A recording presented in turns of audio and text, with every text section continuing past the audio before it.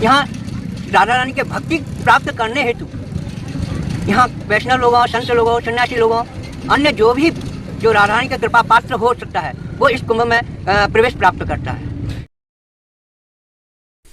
नमस्कार दोस्तों, जय श्री कृष्णा, जय श्री राधे। कैसे हैं सभी भाइयों? जैसा कि आपको पता है, अभी वृंदावन में कुंभ का मेला चल रहा है, कुंभ का आयोजन हो रहा है बहुत धूमधाम से और काफ़ी भक्तों की यहाँ पर भीड़ भी लगी हुई है।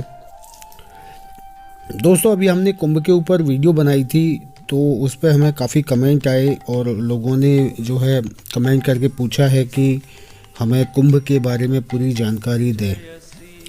कई लोगों को तो यह भी नहीं पता है कि वृंदावन में भी कुंभ होता है।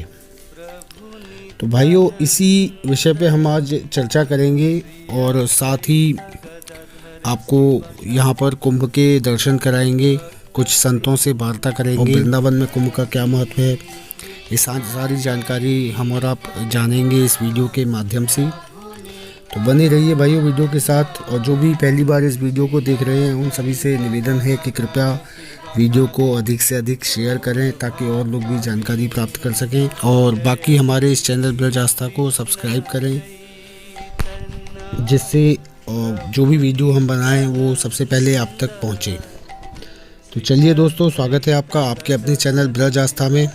और यहाँ आए हुए कुछ अद्भुत संतों से भी हम मुलाकात करेंगे और साथ ही दोस्तों दर्शन करेंगे वृंदावन धाम में आयोजित इस कुंभ के।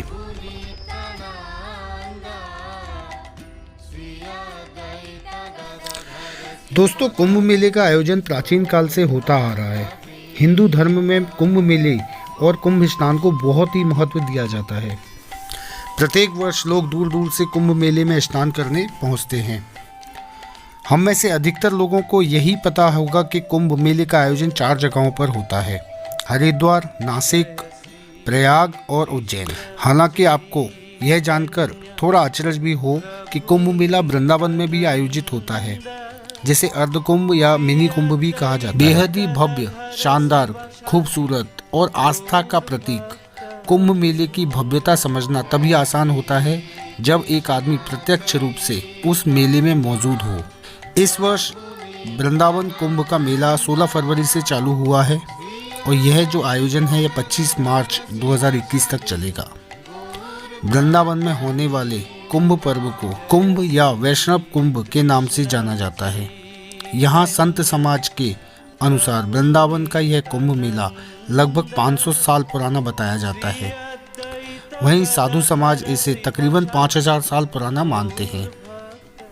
भाइयों, मान्यता के अनुसार जब भगवान श्री कृष्ण ने यमुना नदी के किनारे बाल क्रीड़ा की, तभी से कृष्ण भक्ति शाखा के संतों के लिए यह जगह बेहद ही पवित्र और खास हो गई।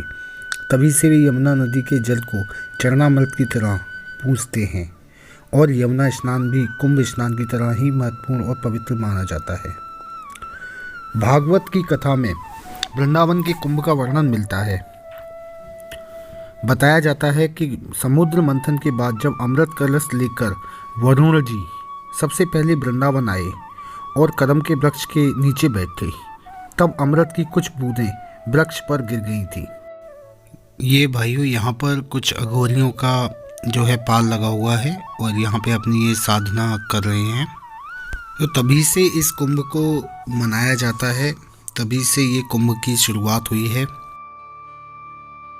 इस कुंभ मेले में प्रत्येक वर्ष न ही केवल साधु संत और अखाड़े बल्कि आम लोगों के साथ साथ भारी मात्रा में विदेशी लोग भी पहुंचते हैं। आइए इन अघोरियों से बात करने की कोशिश करते हैं।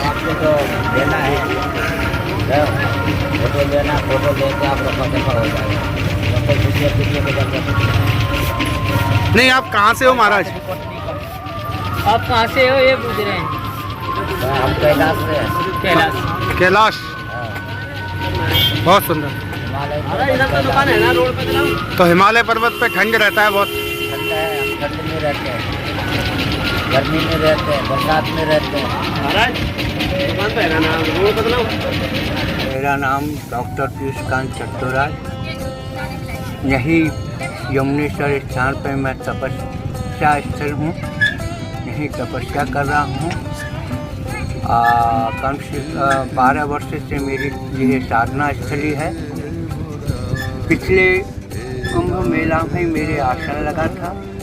जब से मैं एक छत्र तप चल रहा है। यहाँ राधा रानी के भक्ति प्राप्त करने हेतु यहाँ वैष्णव लोगों, संत लोगों, सन्यासी लोगों, अन्य जो राधा रानी के कृपा पात्र हो सकता है वो इस कुंभ में प्रवेश प्राप्त करता है। ये 12 साल में आता है महाराज? हाँ, ये भी 12 साल का ही है। कुंभ है ये कुंभ बैठक है। कुंभ बैठक है, अर्ध कुंभ बोला जाता है? नहीं, अर्ध कुंभ बैठक, ये भी 12 वर्ष का ही कुंभ है। जी जी जी। अर्ध कुंभ तो वो होता है जो 3 महीने, 3 साल, 6 साल के अंतर्गत होता है। अच्छा। या प्रत्येक वर्ष होता है। यहाँ ये 12 वर्ष में होता है। मेरी ज्ञान के अनुसार है जो हरिद्वार का जो पूर्ण कुंभ है वो इस टाइम राज्य भेद होने के कारण वो उत्तराखंड में चला गया है। अच्छा। और ये कुंभ है ये उत्तर प्रदेश के अंतर्गत था। पहले दोनों ही एक क्षेत्र में थे।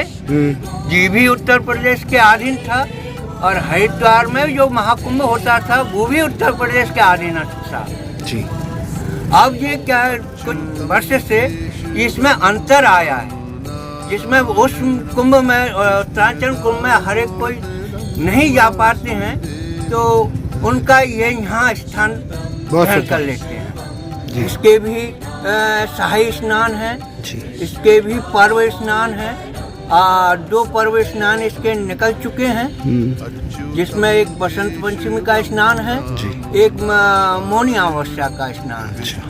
और जो स्नान आएगा माघी पूर्णिमा का स्नान आएगा जो शाही स्नान है। शाही स्नान है जिसमें माघी पूर्णिमा स्नान है, फिर उसके बाद शिवरात्रि का स्नान है, फिर होली का स्नान है। इस प्रकार के अभी 4 शाही स्नान हैं।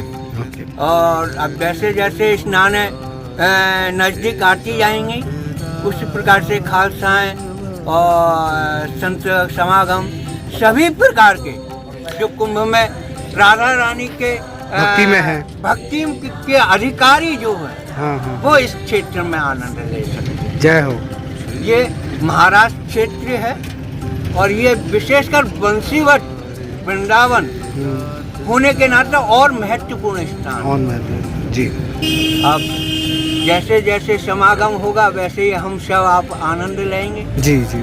और रही मेरी, मैं तो पिछले कुंभ से ही यहाँ विराजमान हूँ। अच्छा। और अपने जमुनेश्वर महाराज इसकी साधना में हूँ। आगे जैसे राधा रानी आज्ञा करेंगी उसी प्रकार का आनंद का अनुभव करूँगा। नहीं, और जो कुंभ है ये तो सब ज्ञात है। जब देवासुर संग्राम हुआ था उसमें अमृत कलश का प्रादुर्भाव हुआ जी। उसमें असुर और देवताओं में मतभेद हुआ और उस मतभेद को लेकर जो अमृत कलश को लेकर जो विष्णु इधर से उधर गए हैं, उस क्षेत्र में जो अमृत बूंद गिरा है तो उस अमृत बूंद के प्रभाव से ही कुंभ मेला होता है। कुंभ स्नान का मतलब होता है जहाँ हम वैदिक रूप से हम लेते हैं अमृत जी, और अमृत रूप से गंगा, जमुना, सरस्वती, नर्मदा जो भी है यही अमृत रूप से हम धारण करते हैं। अच्छा। और उसी अमृत को ही धारण करके हम स्नान, आचमन, पान जो भी होता है हम उसको धारण करते हैं। वही के कारण लेके स्नान होता है वही जी जी ये ब्रजमय जी स्नान का रूप है। बहुत सुंदर महाराज, जय श्री राधे। आपका बहुत बहुत धन्यवाद, बहुत अच्छी आपने जानकारी दी। बाकी इस कुंभ में अभी जैसा कि आप देख रहे हैं और जोर शोर से पब्लिक जो है डे बाई डे जो है यहाँ पे भीड़ का आगमन हो रहा है, पब्लिक का आगमन हो रहा है। और